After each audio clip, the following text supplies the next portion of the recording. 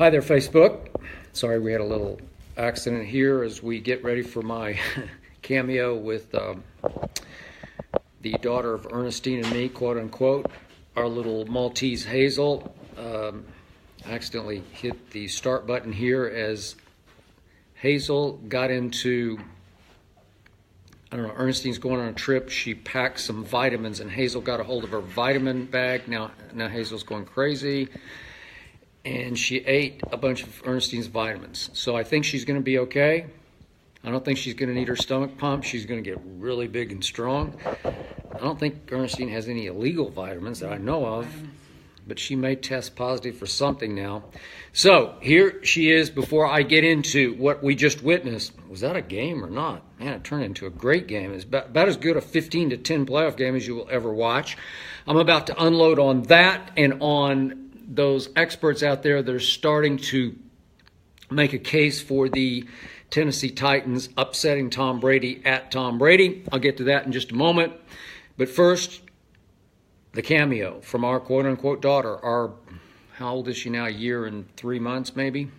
Hazel, who's getting a little too big for me to hold from the vitamins. Here she is. Hi, Hazel. There's Facebook. Hi. Say hi. Oh, she just burped. That's a bad sign. You starting to get ill from all those vitamins? What do you think? What was it, like turmeric or something? Flaxseed, cranberry, digestive advantage. Whoa, she's going to have a long night tonight. Biotin? I take none of those vitamins. I take different vitamins. But that's just me, and that's my wife Ernestine, and this is our daughter Hazel. And she's a little out of it right now. So I better hand her back to her mom. And I better get back to the business at hand. Playoffs. So, on Undisputed yesterday, which you can watch from 9:30 to noon Eastern Time on Fox Sports 1. And by the way, I'm coming to you live here from the west side of Los Angeles in Century City, about a mile or so from the Fox movie lot where our studio is that we do Undisputed in. And yesterday on Undisputed versus LeShannon Sharp, I went with the monumental upset, the home underdog Eagles over those fly Falcons, fly Atlanta Falcons. Until recently, Shannon Sharp lived in Atlanta, so I guess he jumped back on that bandwagon just because he's got to protect himself on Twitter from all of his fellow Georgians. Shannon grew up in South Georgia, not too awful far from Atlanta. And I don't know what Ernestine and Hazel are doing. They're making a lot of noise. She's running I guess she's running the vacuum to sweep up the vitamins that Hazel ate up and got all over the floor. Anyway, Shannon Sharp jumped back on the Falcons bandwagon, and I warned him they're not the Falcons of last year. They finished 15th in offense, so what I just witnessed did not surprise me a bit. 10 points. And 7 of them were fairly lucky because 7 of them came after a horrendous punt error by the Eagles. I know it was into the wind, and the ball hung up in the wind, and it was a bad bounce, backward bounce, hit an Eagle. Actually looked like it hit 2 Eagles, maybe even 3 Eagles, before the Falcons recovered it. So they had a short field, and then they got a horrendously good call, bad call for the Eagles in the end zone. Personal foul that was viewed by the ref as helmet to helmet. It wasn't. It was just a terrific play and a terrible call, and it gave him a 15-yard penalty and set them up for what was a terrific Matt Ryan play. He made 2 great plays in that game. The touchdown throw, in which he eluded and avoided the rush and sort of stumbled sideways and dumped it to Devontae Freeman in the end zone. So I will give Matt Ryan that throw, and then I will give him that 4th and 6 throw when the catch by Sanu got overruled correctly, I might add, and he made a hellacious great throw to Julio that got them out of the 4th and 6 jail. It was just a go-for-broke play. I would have punted there, frankly, if I had been the coach of the Atlanta Falcons, but I'm not the coach of the Atlanta Falcons, and I hope he still is the coach of the Atlanta Falcons, because that wasn't a pretty sight, what happened the rest of the game. And yet, they struggled all year. They weren't the Falcons of last year, all year.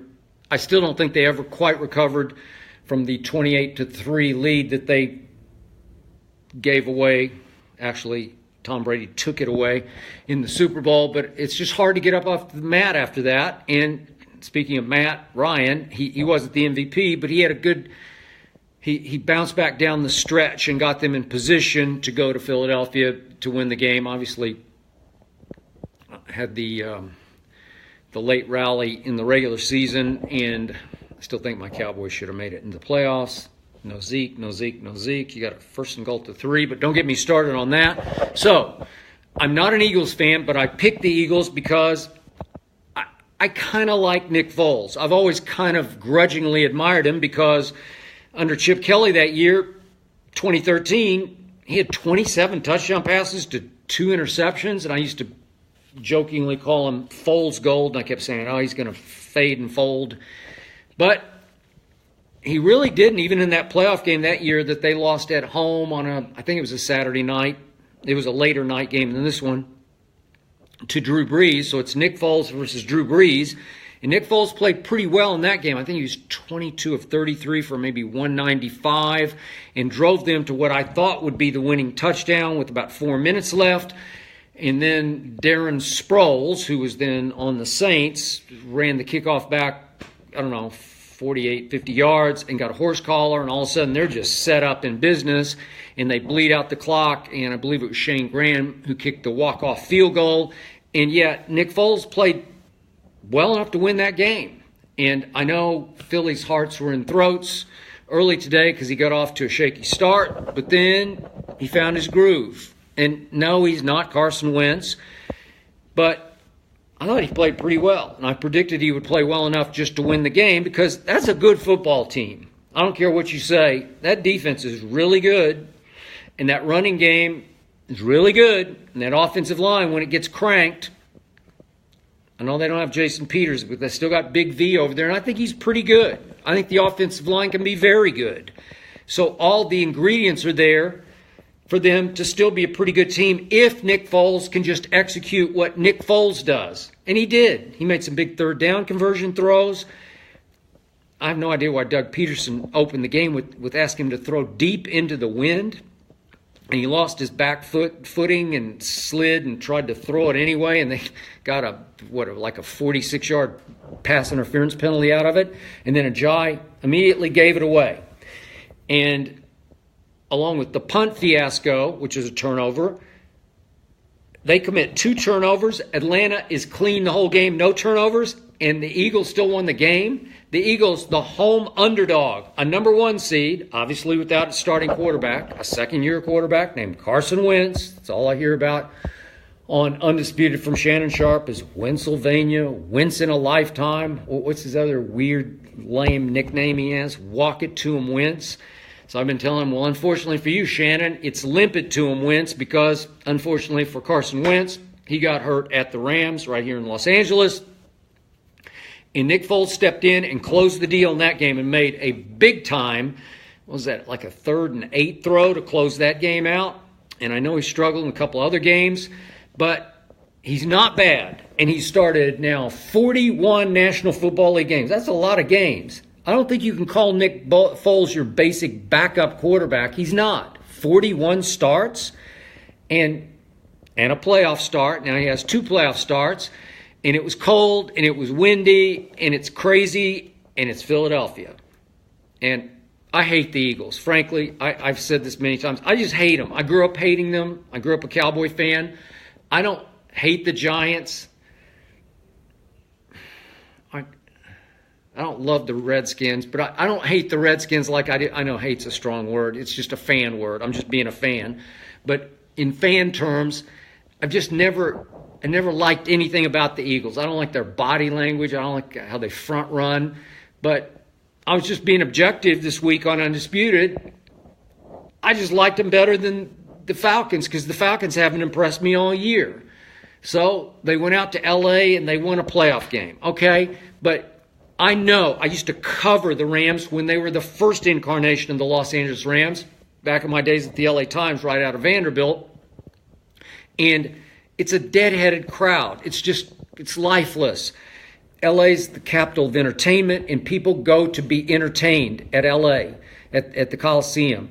And it's a little different for USC or UCLA games. UCLA used to play at the Coliseum back in my days, but obviously they're at the Rose Bowl in Pasadena. But for USC home games, it's a different vibe, different crowd, different energy, different noise level. But for the Rams, it's professional, and I'm sure the Chargers are feeling a little of that as they've moved up to the LA area. They don't have their stadium yet either, but the Coliseum's vast. What does it hold? I guess you could get 100 and something in there. Obviously, in Pasadena, you get 120,000 in the Rose Bowl, but trust me about LA Rams fans, and I know it's a rebirth, but still, they mostly wait for the team to energize them, not vice versa. So there's not big home field advantage. And look at what the LA Rams did at home. I won't detail it all because we don't have time, but just go back and look at their home games. They weren't very good at home, and they had big home losses obviously to their rival Seahawks and to the Eagles. And they just didn't play very well at home, and the quarterbacks they beat at home were no good. So it didn't surprise me because they were better than the Falcons, but they just didn't play better. And they had turnovers, and the Falcons benefited from those and took advantage and closed that deal. No surprise, I picked the Falcons to win that game. But I picked the Eagles today because the Eagles are a good football team with a quality backup quarterback, one who's started 41 games. And I thought he played really well. What did he throw for? 246? High percentage. I forget the exact numbers on him right in front of me, but didn't he complete like 75%, maybe 80% of his passes? He's really good today, and I said he would play well enough for them to win. And all of a sudden, congratulations, Eagles. Fly, Eagles, fly. It was, a lot of people, everybody thought it was going to be cry, Eagles, cry. Nope. The Philadelphia Eagles are now one home game away from playing in a Super Bowl without their starting quarterback. I picked the Saints to win the NFC before this tournament started, after my Cowboys fell out. And I'm still sticking with the Saints to upset Minnesota at Minnesota. And if that's true, then we're going to have a rematch of the Foles versus Drew Brees game next week in Philadelphia. And I would slightly favor Drew Brees to win that game if Drew Brees can get to that game. Now, on the AFC side, I've had the Patriots from the start. And yet, it seemed like, starting with Ray Lewis on Undisputed, and to a certain extent, see Shannon Sharp, let me explain his psyche to you. You can watch this again, 9:30 to noon Eastern Time, daily on Fox Sports 1. The psyche is, deep down, Shannon Sharp does not like Tom Brady. Deep down, he wants Tom Brady to fall on his face. He's already predicted he's only going to last another year, maybe two. Brady's saying he wants to play 5 more years until he's 45. I do not bet against Tom Brady. But even Ray Lewis, who's had huge success in his career, especially in Foxborough against Tom Brady, he's just trying to make a case that the ingredients are there for Tennessee to pull off the upset, because Tennessee can play pretty good defense and they can run that rock. They got a pretty good offensive line, and they have a quarterback who can also run. I don't think much of Marcus Mariota as a passer or as an all-around quarterback. I just don't think he has a great feel for the game. But he's gutsy, he's gamer, he's got courage, he'll block, and he'll run, and he'll make guts plays. But I stand by what I said. New England will win this game going away 34-13, even though I can't make a great case for the New England defense. It has struggled all year. My friend Casey Joyner at ESPN.com, sort of the football scientist, he grades units, defensive units in pass rush, run defense, front seven. He gave New England for the regular season F, and C-, I think. C- for the pass rush, I believe. Trey Flowers led with like 6.5 sacks.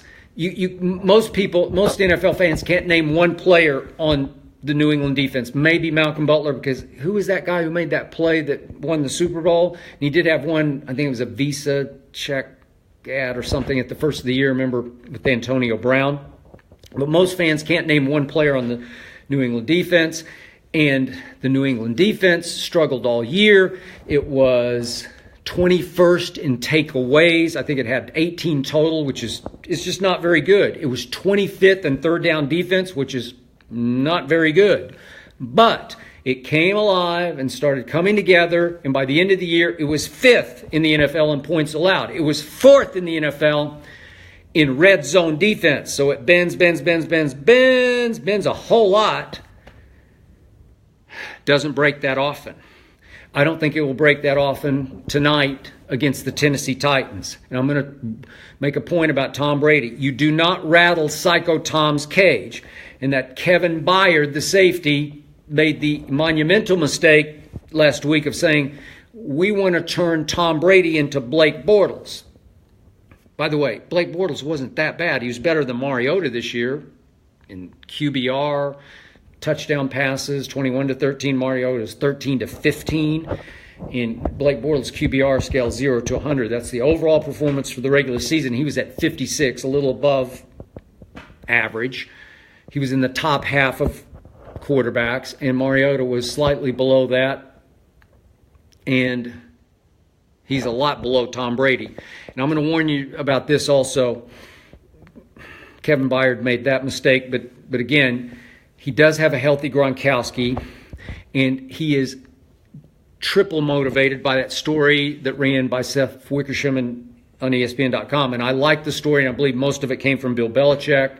And I believe there is a Brady-Belichick unrest. There's an undercurrent of negativity between the two of them. They're not close, but it can fuel this team at a point like this. And the bombshell nugget to me in the story that didn't get a lot of play was that inside sources were shocked a year ago when in this very game, remember, New England played the Houston Texans, and Tom Brady was less than 50% in his completions, threw a couple interceptions, and a couple sources told Seth Wickersham that never had Belichick been harder on Brady in a film session than he was after this game a year ago. That he was all over Tom Brady, kept running one of the interceptions back and forth for the team, and said, this will get us beat. We were lucky to get out with our life in this game. And it was all directed at Tom Brady. Well, that will stick in Tom Brady's craw, especially for tonight's game. I look for Tom Brady to play at an extremely high level. I also look for him to win the MVP off the regular season, although now there's such Brady hate, there's resentments, there's jealousy, and now I'm hearing this late push among NFL commentators, reporters, that they're going to try to, don't get me started, but they're going to make a case for Todd Gurley. It felt like that to me. Maybe I'm overreacting to this, but Tom Brady should win the MVP. I believe he still will win the MVP. And tonight, it starts in the postseason. I believe he will be on yet another mission. There's all this negativity about the trainer that Belichick pulled the credentials on, took him off the sideline, took him off the team plane. He's still able to operate some in the locker room. But I believe this will all just inspire Tom Brady to greater heights. I'm looking for a big Tom Brady game tonight in the cold in Foxborough against Marcus Mariota from Hawaii. And I'm going to stick with my prediction of 34-13 as I see Tom Brady trot onto the field. He looks good. I think you're going to see Psycho Tom come out of his cage, so to speak, tonight. You're going to see the most emotional quarterback I have ever watched in all my years of watching the National Football League. I think you're going to see Brady do what he did to Anthony Smith. You remember back in 2007 when Anthony Smith guaranteed a Steelers victory in a regular season game in Foxborough. That was the record-breaking 2007 year. And the second touchdown of that pass was a 63-yarder to one Randy Moss. And Tom Brady ran the length of the field to get in Anthony Smith's face to say, guarantee that. I'm paraphrasing what Tom probably said to him. But I think you're going to see that happen to Kevin Byard tonight. And God bless, young man, as you try to cover Rob Gronkowski. 34-13 Patriots. I will check in with all who are watching soon after this game, and I will share my over-emotional knee-jerk thoughts then. Thank you for watching. I hope Hazel's going to be okay after she ate all of Ernestine's vitamins that she had laid out for her trip. Maybe Hazel will be 10 pounds heavier by the time I get him, 10 pounds more muscle by the time I get in there. Thank you for watching Facebook. I'll see you soon after this game. Go Brady.